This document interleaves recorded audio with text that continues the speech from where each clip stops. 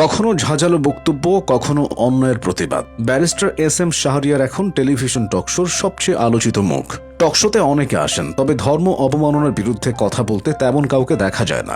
S M Shahriar Kabir সেটা করছেন। আল্লাহকে নিয়ে আপত্তিকর মন্তব্যের পর সূরা নাস নিয়ে বিভ্রান্তিকর তথ্য দিয়েছেন বাউল শিল্পী আবুল সরকার। তার এমন কর্মকাণ্ডের কড়া প্রতিক্রিয়া জানিয়েছেন শাহরিয়ার কবির।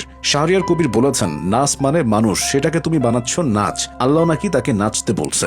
এত বড় দুঃসাহস দেখায় আর আপনি মুসলমান হয়ে সেটা মেনে নেন। এটাকে আপনি মব বলেন। তাহলে আপনার ইমানটা কোন জায়গায়? তার সাথে একই টকশোতে উপস্থিত ছিলেন সাংবাদিক এম এ আজিজ। বিভিন্ন প্রসঙ্গে তাদের মধ্যে ব্যাপক তর্ক বিতর্ক হয়। এস এম শাহরিয়ার কবির কড়া ভাষায় গণ অভ্যুত্থানকে মব বলার বিরোধিতা করেন। তিনি শেখ মুজিবুর রহমানের শাসনামলকে টেনে এনে বলেন, আপনি মানুষের সুন্দর মেয়েকে তুলে নিয়ে গেলেন, আপনি কৃত্রিমভাবে কালোবাজারি করে বাংলাদেশে দুর্ভিক্ষ করলেন, এবং তখন তার মন্ত্রীদের নাম আসলো বোতল মন্ত্রী। কারণ তখন তারা ড্রিঙ্কস করে পড়ে থাকতো আর দেশের মানুষ না খেয়ে মারা যেত।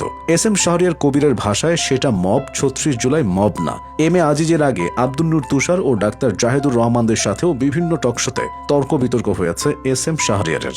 লাইভ টকশোতে জাহেদুর রহমানকে বলে তিনি আলোচনার সমালোচনার জন্ম দিয়েছিলেন। কখনো কখনো তাকে উপস্থাপকের সাথে বাক বিতণ্ডায় জড়াতে দেখা যায়। তিনি ৭১-এর আগে পরে সব ইতিহাসকে ভালোভাবে উপস্থাপন করার কথা বলেন। তার কথাবার্তা শুনে অনেকে তাকে জামায়াতের এজেন্ট বলে। এতে তার কোনো আক্ষেপ নেই। বেগম খালেদা জিয়ার একটা মন্তব্য টেনে এনে শাহরিয়ার কবির বলেছিলেন, বাংলাদেশে কেউ নিরপেক্ষ না, তাই তার কোনো দলকে পছন্দ করার অধিকার আছে। তবে জামায়াত ঘেঁষা হওয়ার কারণে তাকে দেশ ছাড়া করা হয়েছিল বলেও তিনি টকশোতে জানিয়েছেন।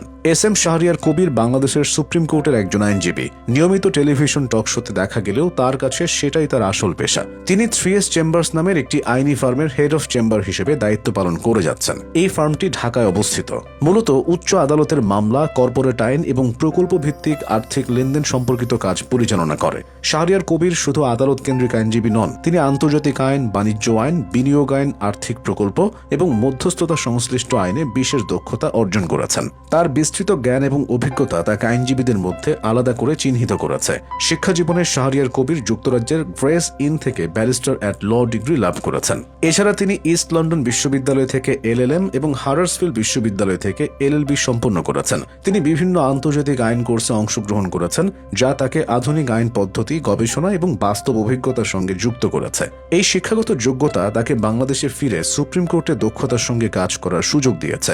অতীতে সেভাবে সক্রিয় হতে না পারলেও বর্তমানে তিনি তার কাজ স্বাধীনভাবে উপভোগ করছেন। তার চেম্বার 3S চেম্বার্স বিভিন্ন ব্যবসায়ী প্রতিষ্ঠান, বিদেশি বিনিয়োগকারী, নির্মাণ প্রকল্প ও আর্থিক সংস্থার জন্য নিয়মিত আইনগত পরামর্শ প্রদান করে। ফলে তাকে অনেকেই কর্পোরেট আইন বিশেষজ্ঞ হিসেবেও চেনেন।